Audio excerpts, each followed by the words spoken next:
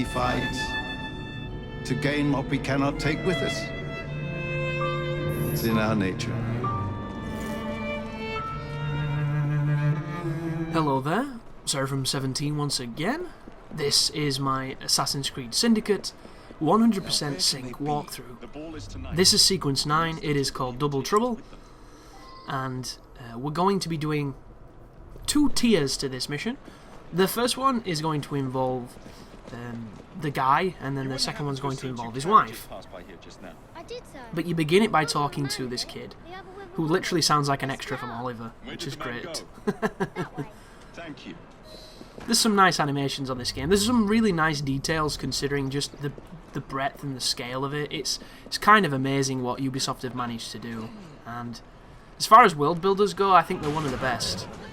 And I find it hard to argue people who are better, because you can say things like CD Projekt Red, but half of CD Projekt Red's world doesn't work.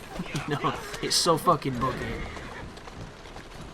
Like, there are so many problems with it, and I love it to death, but, you know, when you compare the load times, like on this game, if you're just exploring and having fun, you'll never see a load time.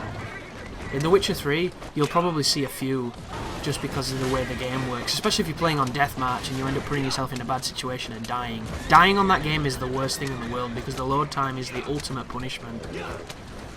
On this game, when you die, it's a big load as well, but it's nowhere near as big as the Witcher ones. I'm wondering if that 20 gig patch is going to do something with those load times, because they're disgusting. And they should be better, they really should. And on PC they probably will be. Like when I played Witcher 1 on PC at like 120 frames per second, it was so good, dude.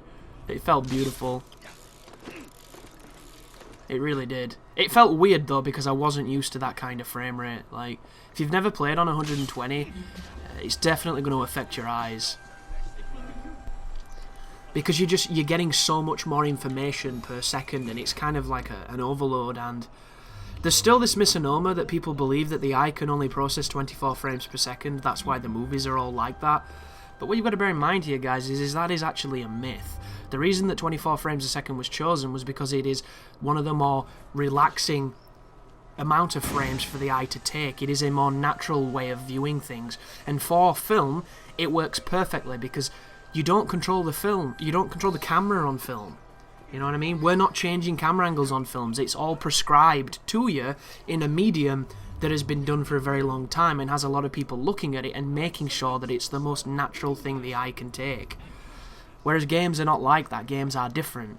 And you might not be able to notice frame rate differences once you're used to frame rate, but you notice fluctuations. And everyone who says that the eye can only do this and the eye can only do that are really selling the eye short.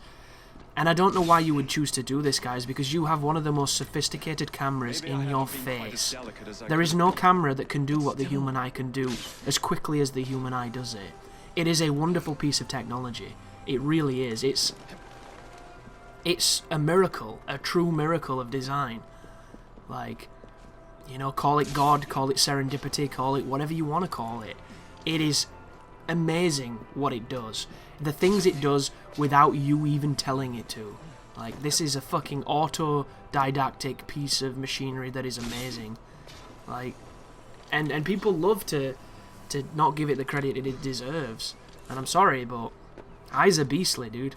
They're absolutely amazing. And when you're playing on those high frame rates, you really do feel it. And it isn't even the visuals that make the frame rate so important, and this is why I'm constantly on this topic, and I'm constantly trying to essentially quell ignorance. And ignorance is not a bad thing. We're all ignorant in some ways. There are stuff that I don't know tons about, and I would love people to tell me truths and enlighten me and elucidate the things I don't know, so that I can better myself as a person and become, you know, have a greater understanding of things. Like, I'm always willing to learn, and I'm always willing to be told things that are true. However, on the internet, you have to be careful, because there's a lot of bullshit. A lot of people who push opinions that are facts, and they're not. They're opinions, and everybody has them. But there are certain things that, you know, have been empirically tested that I always try to understand, and that comes from a perspective of I always ask questions. And when somebody says something to me that I think sounds like bullshit, I'm like, how? Explain this.